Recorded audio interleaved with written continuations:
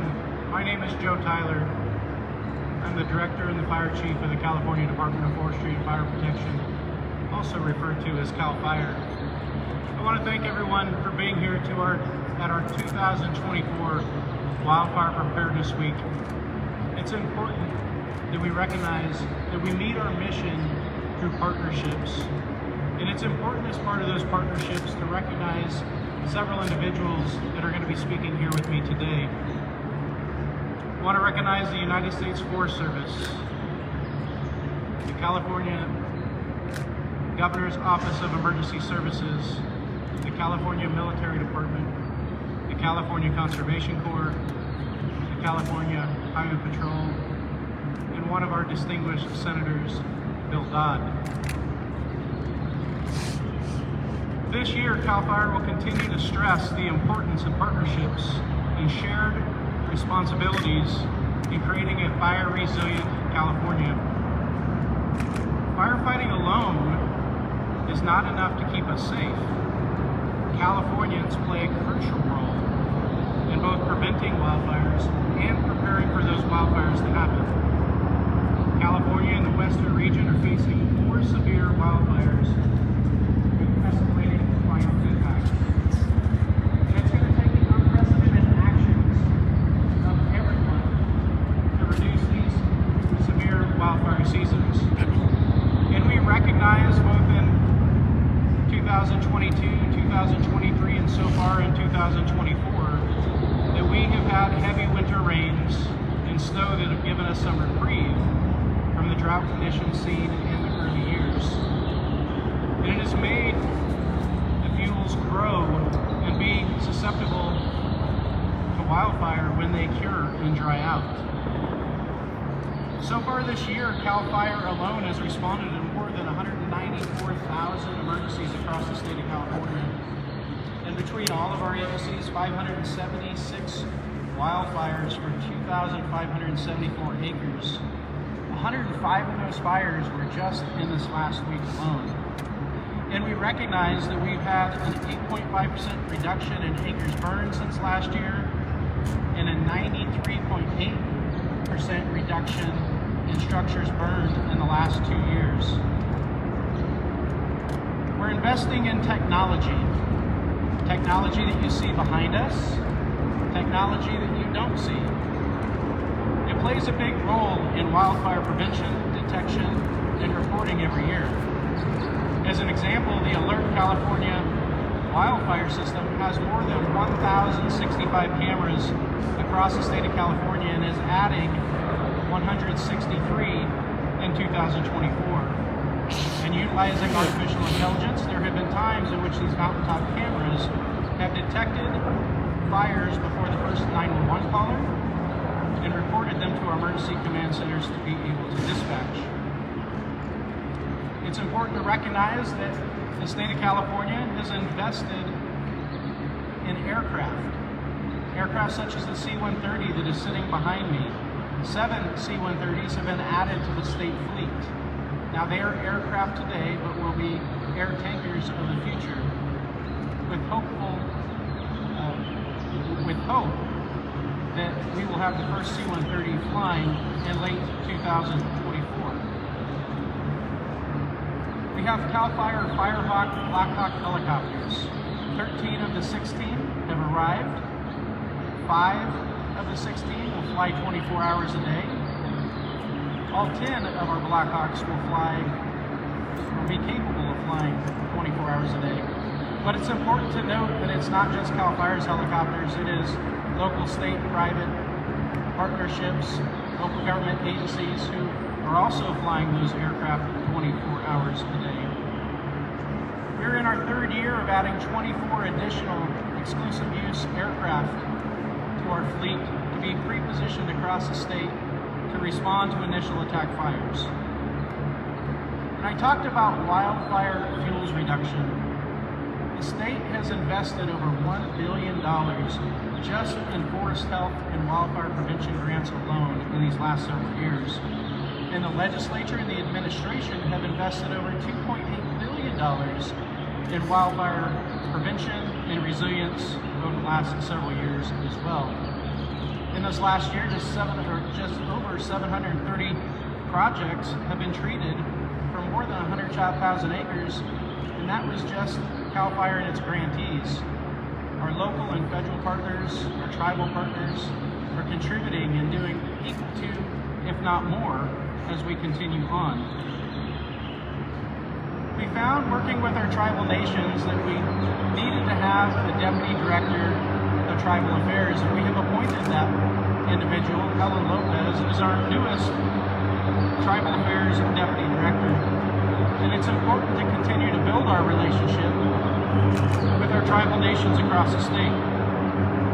Over $19 million in tribal wildfire resilience grants have been made available to those tribal nations to assist. It's important to reflect back. Reflect back again. It's about partnerships. It's about partnerships to meet that mission to make California more resilient and less susceptible to wildfire. Local, state, federal, tribal nations, fire state councils, nonprofits, innovators, our grantees, and you, the public, that are really going to make a difference in wildfire prevention across the state. So I'm going to impress upon our citizens and our community members in California. I need you to maintain your defensible space. I need you to have an evacuation plan ready. I need you to assist your elderly neighbors who cannot do the defensible space on their own. I need you to listen to local and state law enforcement officers when they ask you to evacuate. And you can do this by following CAL FIRE's social media platforms or going to CAL FIRE's website at www.fire.ca.gov. And you can also go to readyforwildfire.org. I want to thank you for assisting us in being prepared for the 2024 wildfire season. With that, I want to introduce Kara Chadwick, the Deputy Regional Forester, United States Forest Service, Pacific Southwest Region.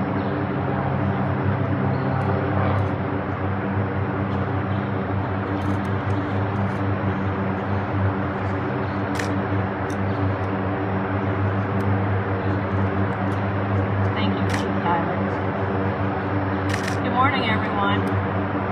I'm honored to be here today on behalf of the USDA Forest Service to celebrate 2024 Wildfire Awareness Week with all of our partners.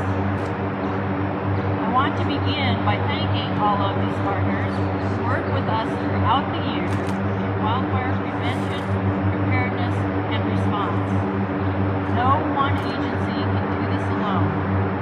We are all in it together, and we are all working towards common goals. You hear us say this every year because this is how we must and want to operate. And I want to especially thank all of our firefighters who are on the front lines for the sacrifices they make in committing a good part of the year away from their families fighting fire. So let's talk preparedness. Being proactive instead of reactive. We are focusing on reducing fuels and restoring forest health at a greater scale and faster pace than ever before. We are getting this work done under the Forest Service's Wildfire Crisis Strategy, under which California has received close to $1 billion over the last couple of years, and under the Governor's Wildfire Task Force. In February of this year, the Forest Service also launched another program, the Collaborative Wildfire Risk Reduction Program. This work will further enhance work associated with the Wildfire Crisis Strategy and promote even more new partnerships. This means an additional almost $100 million investment to support wildfire risk reduction projects across all of National Forest System grants. Last year, with wildfires generally moderated by late precipitation, the Forest Service was able to take advantage of the favorable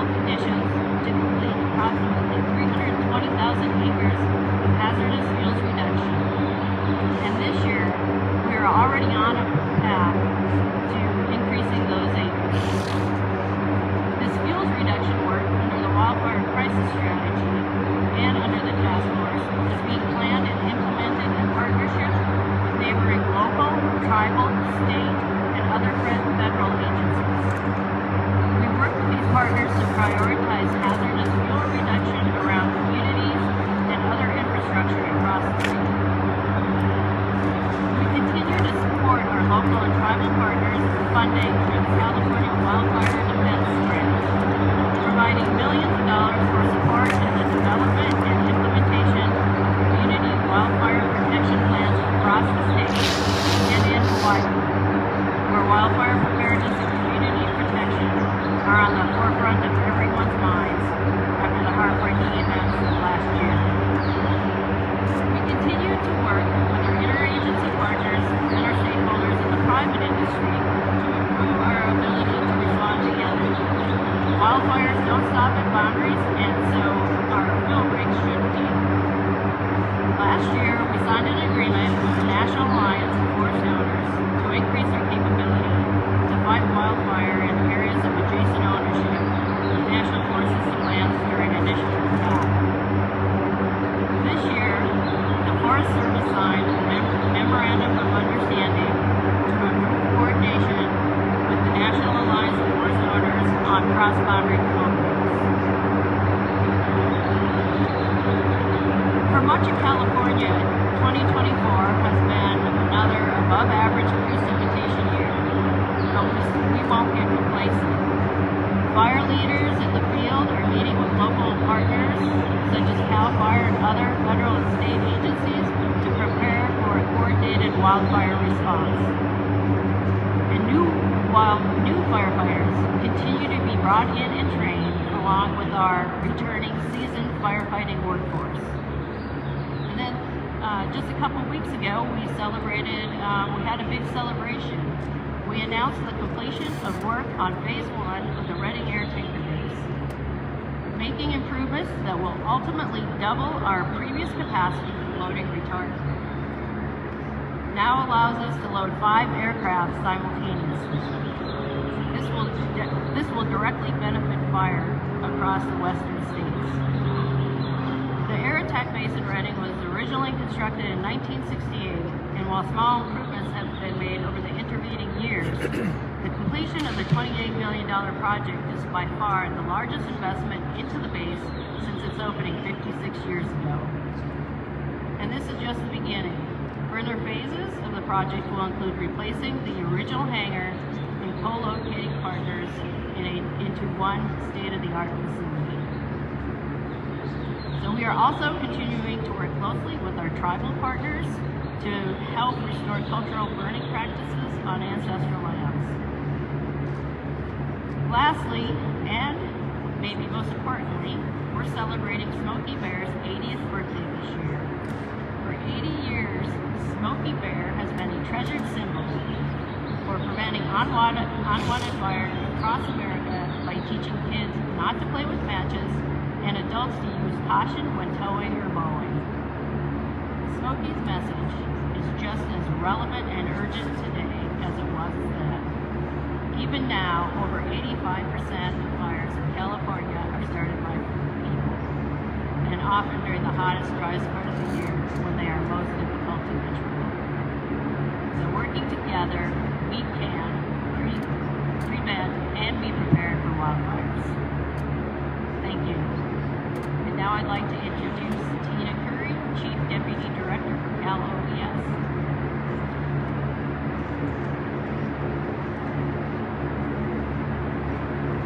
Well, good morning. I'll be brief. It suffice to say, just really proud to be here with all of these tremendous partners and talk about wildfire preparedness. My name is Tina Curry. I'm the Chief Deputy Director of Operations for CalOES, and I want to thank our colleagues at CAL FIRE and again all the partners here for hosting us today. As another wildfire season approaches us, we are very proud to stand with our partners who are vital to all of our collective efforts to keep California communities safe. CalOES coordinates the response of state government in support of our California communities when there is any type of disaster. We regularly work with CAL FIRE, Forest Service, the National Guard, the Conservation Corps, California Highway Patrol, and so many others to ensure that the response whenever emergencies strike in California. And it's not just wildfires. Coming off of a record rain and snow season in 2023, 2024 also brought another round of heavy rain, snowfall, and severe flooding, in fact leading to 2 presidentially declared disasters. Just this last weekend, it was still raining and snowing in California, so we truly have to be prepared for it all, and we rely on and partner with all of these agencies for all hazards. But we also know that despite all the rain and snow that we've had this year, we still must be prepared for wildfire. That's why partnerships with our federal, state, tribal, and local government organizations are so important in advance of this and any fire season.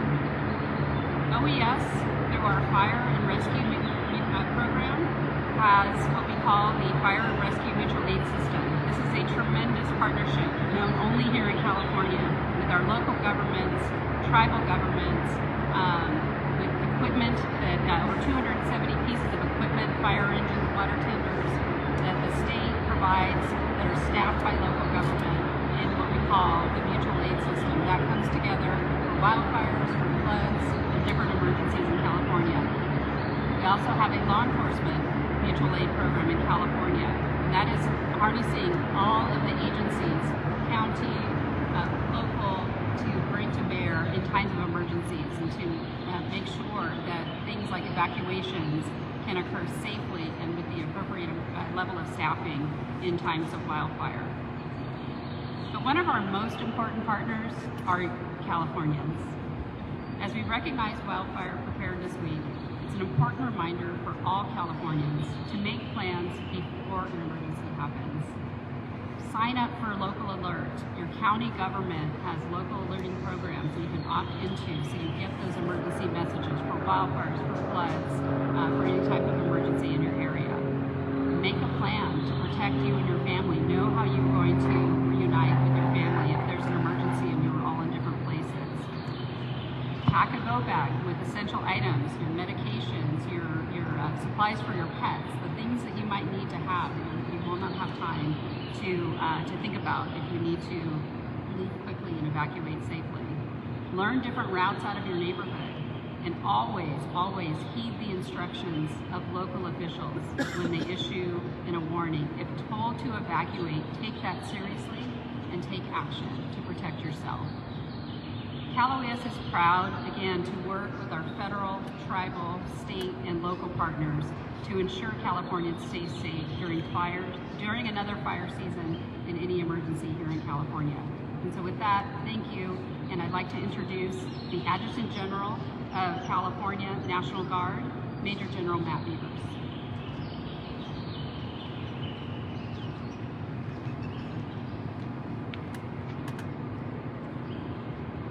Thanks, Tina. I appreciate it. Joe, I appreciate the opportunity to be here today to really talk about, and it's been said before and it needs to be said again, about partnerships and about a whole of government approach to getting after wildland firefighting in our state. I want to give you a sense of what the CalGuard does for the state every day relative to this work.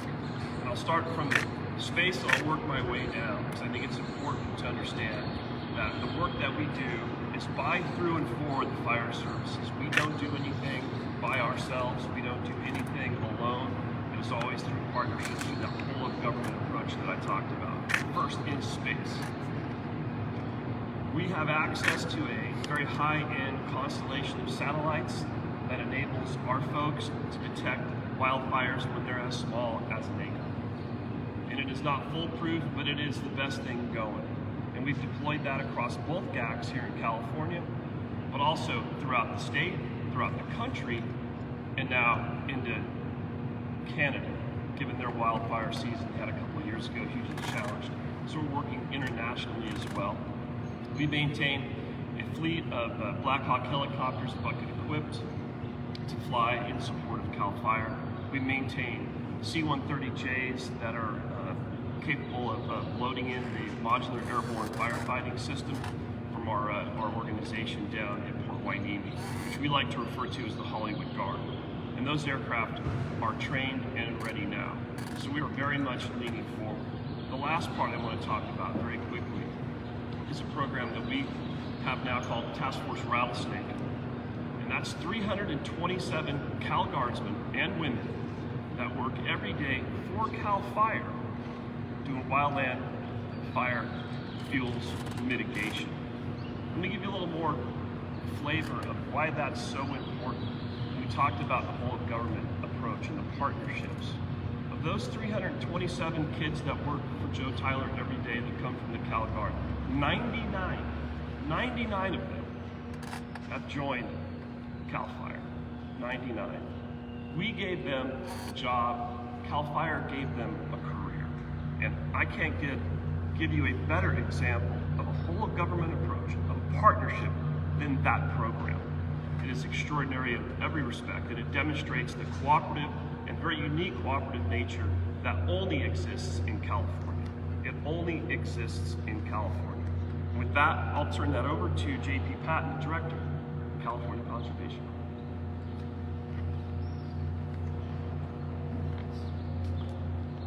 Thank you, Major General Beavers, Senator Dodd, Chief Tyler, and of course the brave California and Torrance firefighters.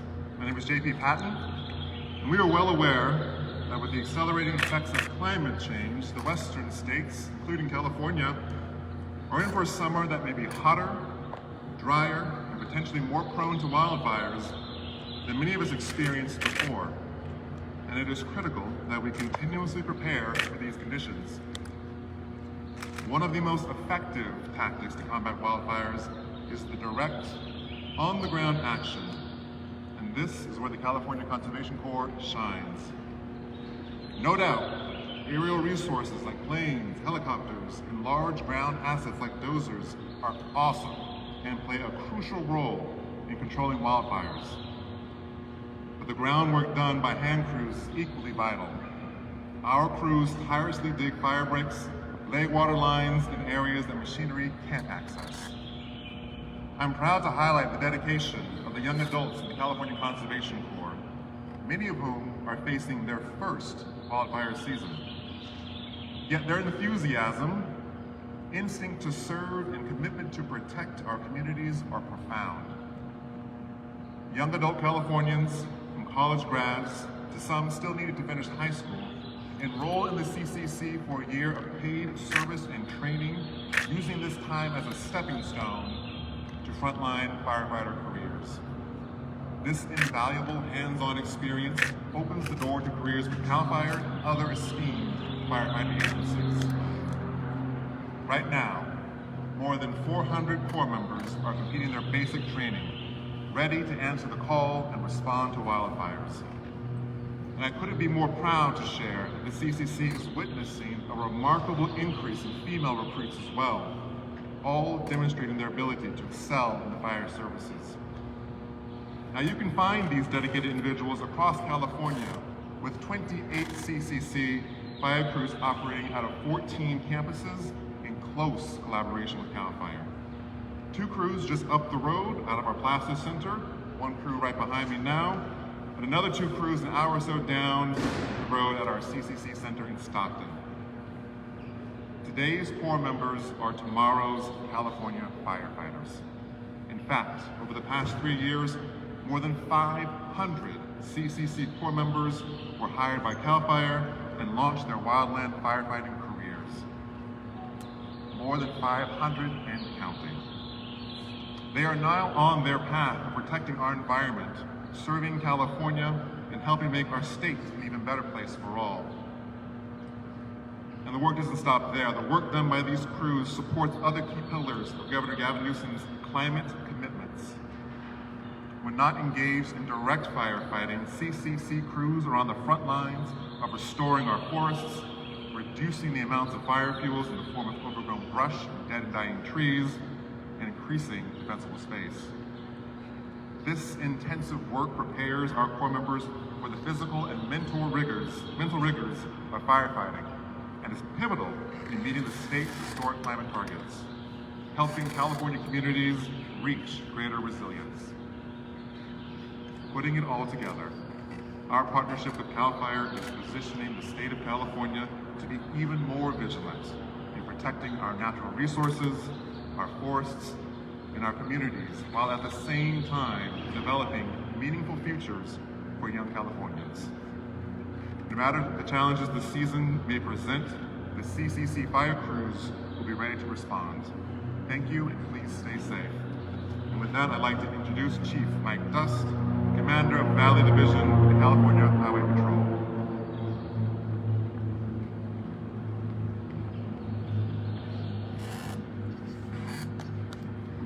Thank you, Director Patton.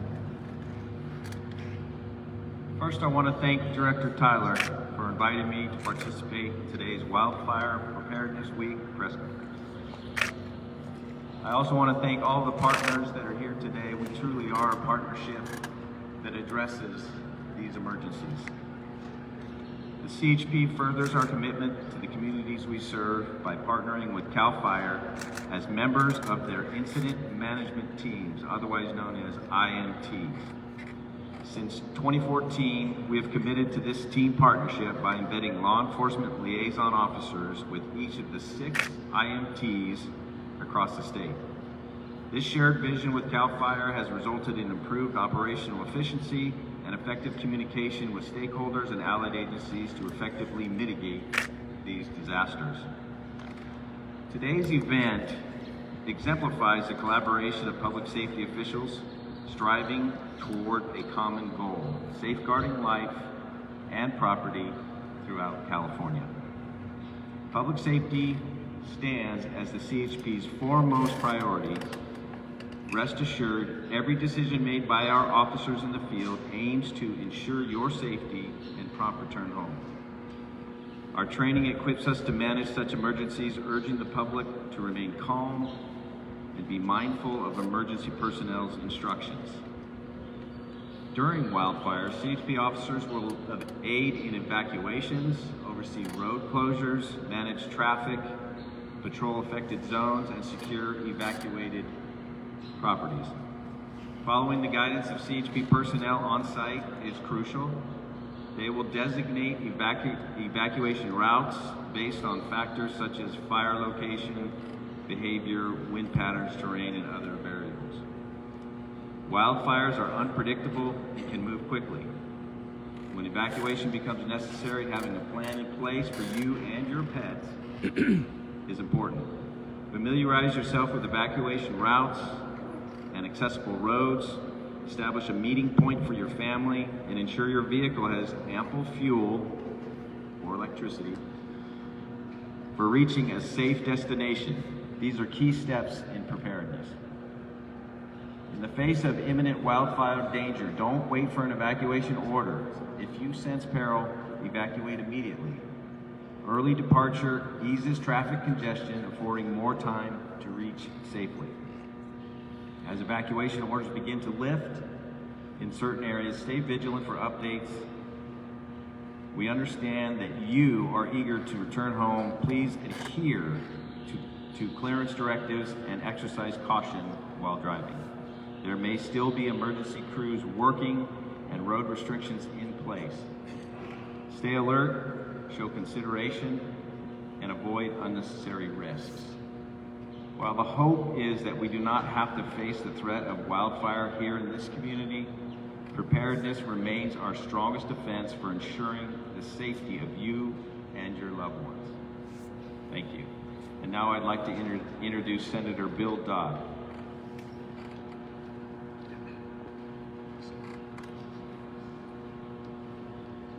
Good morning, everybody. Y'all, I'm at the point right now where just about everything's been said, but not everybody said it.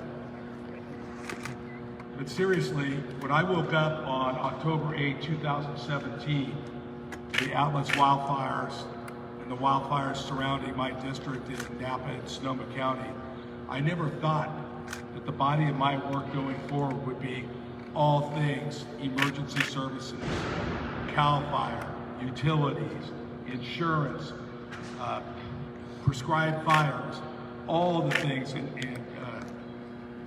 early warnings, all the things that are so necessary in these type of events. And nobody could have been prepared for the climate conditions that we've had to put up with. And while I would say that probably hope and other words like hope are not necessarily in desires, aren't necessarily any great strategy, neither is confidence. But let me tell you, as we move forward, we were very fortunate last year. We hope to be fortunate again. There's another word, fortunate. It's not necessarily a great management strategy. But I'll tell you the word that I have is confidence. I have confidence in the men and women of CAL FIRE and what they do every single day, and our OES team and our CHP team and all the state departments that we have here. When again in 2017, I don't know that any of us could have imagined this Air Force that we have assembled here today and assembled in other areas throughout the state of California, and the training and everything that's gone on to make sure that we have the tools and the ability to be prepared. I've had a number of different bills in this space. One of them is a Wildfire Technology Center here at CAL FIRE, and another one is a Threat Integration Center that we have here at CAL FIRE as well. And I'm telling you, these things are making all the difference. I really want to take this opportunity to say how much I appreciate all of you for being here today, but most of all of you and your colleagues throughout the state of California that do so much to keep us safe.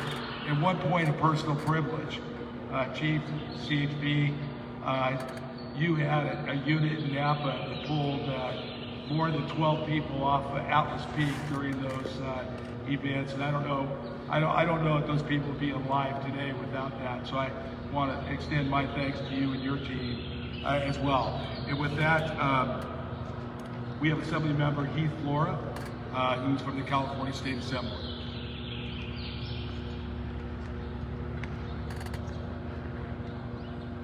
Well, thank you, Senator, and it's a privilege to be with you. I think as a young man who had the honor of serving for CAL FIRE and TCU, that was a few years ago.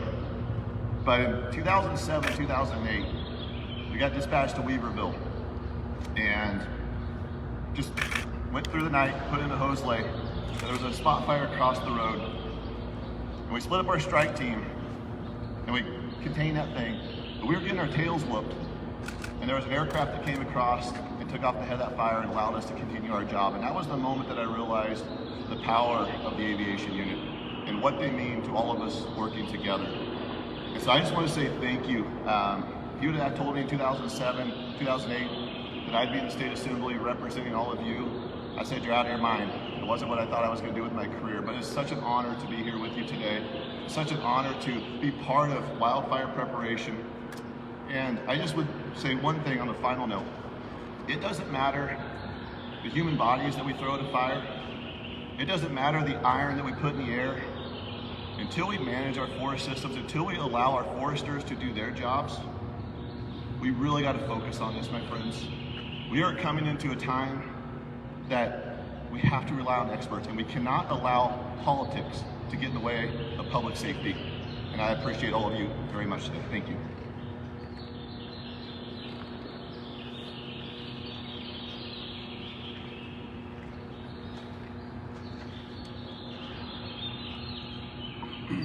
This will conclude our presentations that our speakers have available for us.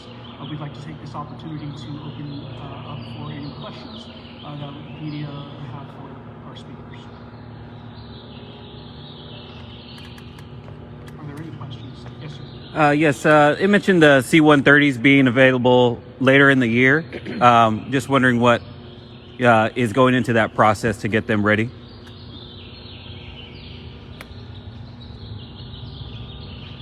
Thank you for your question. So, in December of 23, the National Defense Authorization Act was signed to transfer the ownership of 7 C-130 aircraft to the state of California. As many know, this has been a project that's been in the works since 2013, starting with our United States Forest Service partners, and in 2018 transferred to relationship by the United States Coast Guard, Air Force, and CAL FIRE to continue to build the 7 C-130s from an aircraft to an air tanker. Now all 7 C-130s are sitting here at McClellan, California today. All the maintenance is done, all the markings are done, and now it's the effort of the women and men of the Aviation Management Unit in conjunction with Colson Aviation to install the retardant delivery systems inside the aircraft. Sitting behind me is Air Tanker 122, as seen on the tail. It is currently having its retardant delivery system installed in it. I suspect, I plan, and I hope that it will be in flight for testing in the latter half of 2024. It's also my hope that we will see Tanker 122 flying before the end of the year. Now, I just put a lot of weight on my aviation management personnel that are here today to make that happen for me. It is my intent, based on estimates, that all 5 of the C-130s that will be operational will be flying somewhere in 2025. Now, I said 7. 7 will be maintenance reserve and surge capacity, so the first 5 can come back into the aviation management unit for maintenance. Those 5 aircraft, when deployed, will be located in Chico, here at McClellan, in Fresno, in Paso Robles, and in Ramona in San Diego County. I hope that answers your question. Thank you.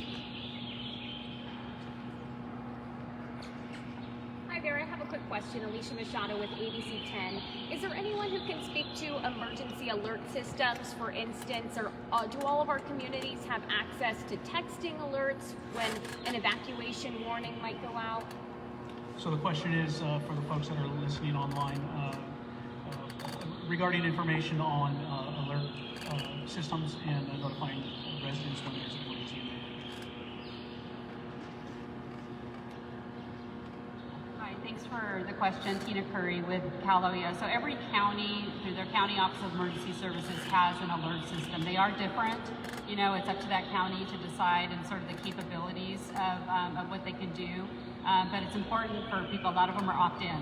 So it's crucial for our community members to, you know, go to their county's website, sign up for those alert systems so that they can get important information about disasters and other critical community events. We also have, you know, across the country, and including here in California, wireless emergency alerts and other modalities with which we can push. So there's a lot of redundancy in the system in order to get those generally, you know, to the cell phones. But the most important thing is, if you haven't done it, go to your county emergency services website or contact them and find out what your emergency alert system is and sign up for it. Thanks.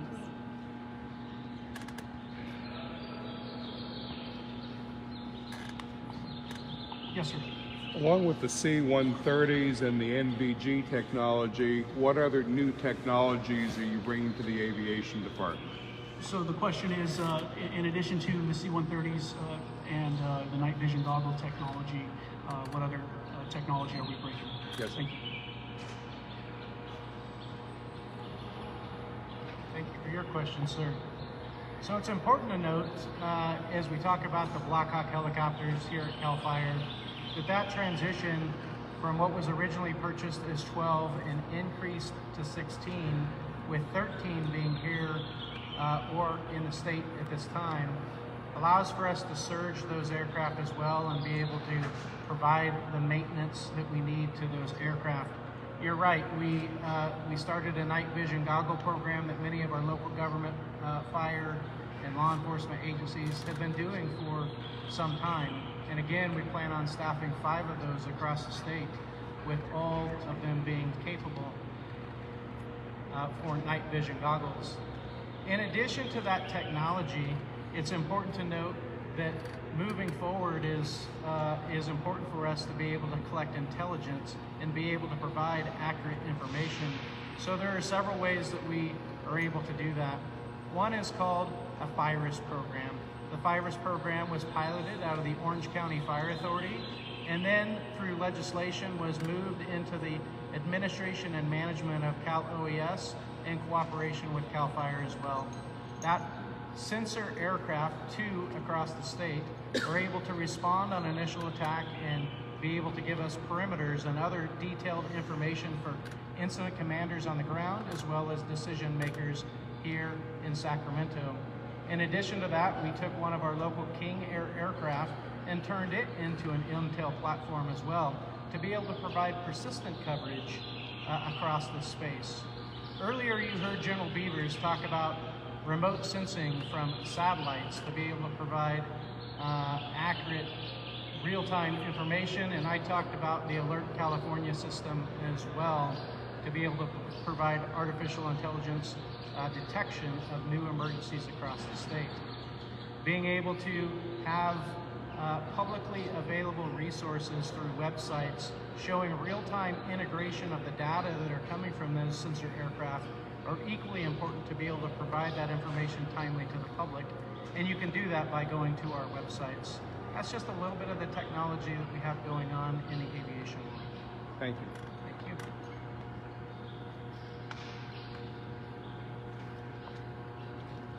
Okay, are there any additional questions? Maybe just one more on the C-130. Are these different technologies that the Air Guard is using? Are there different platforms? Yeah, so the question again for the folks that are watching online is, what are the technological differences between what CAL FIRE is flying and the National Guard is flying?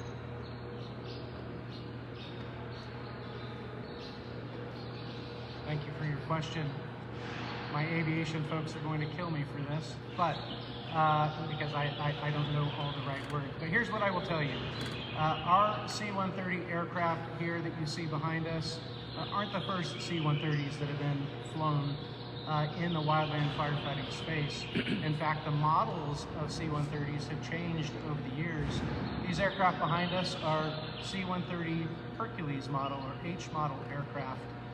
Now it's important to note that our California National Guard partners and partners across the nation have been flying C-130 aircraft for some time, as well as our private partners such as Colson Aviation have been flying these private aircraft for some time. Now, the difference between the aircraft that are being built here today at CAL FIRE and similarly the aircraft from Colson Aviation is they will hold 4,000 gallons of retardant, and they will be dispersed through a controllable belly dump system as part of the retardant delivery system.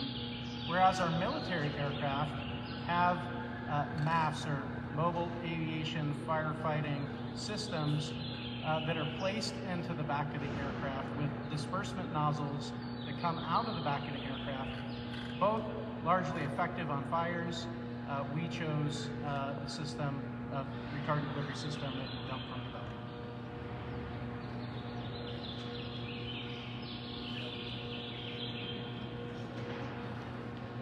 Alrighty, folks, that's going to be our last question. I'd like to remind the media that are here with us today that we will make our presenters available for one-on-one interviews if you would like at the conclusion of our event. Additionally, the public, for information on new and ongoing fires which have reached 10 acres or more, they can find that information on our website at fire.ca.gov. And for tips on what you can do to prepare yourselves and your families and your homes against wildfire, please visit readyforwildfire.org. Thank you.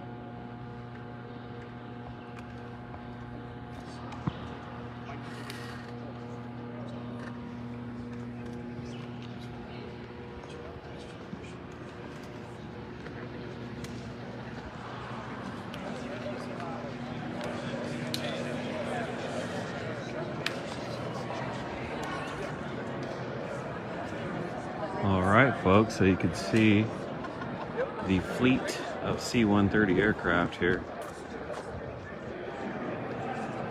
And as the folks from CAL FIRE said, these aircraft are hopefully going to be available later in the year. They're still installing the retardant tank system that goes inside. So, you know, kind of some of the same similar talking points during this, you know, basically defensible space. They really want defensible space around homes. A little bit later here, going to be going up to a live firing demonstration, I believe, in Roseville that is going to show how to, you know, home harden your home for wildfires and protecting against embers. So I'll try and go live from that in a little while here. It should be about 1 p.m. So anyways, just kind of showing folks what we got here. This is a pretty nice opportunity at least to get down into their hangar here at McClellan Base. This is where they do a lot of their winter maintenance, is what they call it. So every winter they bring all of our air tankers down here, tanker 89, tanker 88, and they do their annual winter maintenance.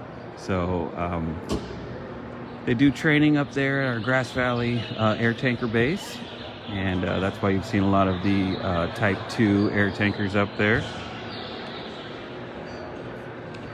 And this is our Colson C-130 Hercules here that they were talking about, and it is almost ready. They said later in the year here it's getting its tank installed currently, so pretty cool to be able to get up and close to all these aircraft here for CAL FIRE.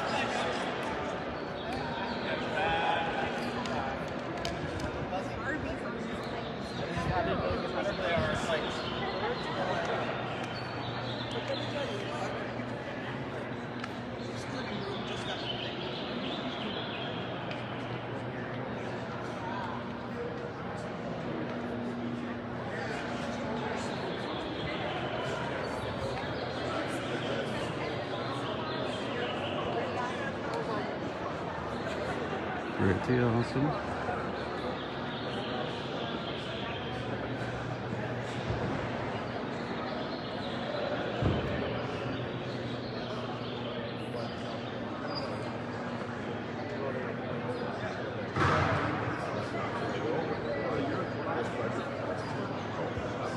All right, folks, I'll be going live again about 1 p.m. from Roseville at a home that they're going to be showing us some home hardening tips, I believe. So for wildfire. So anyways, thanks for tuning in, and stay safe, everyone.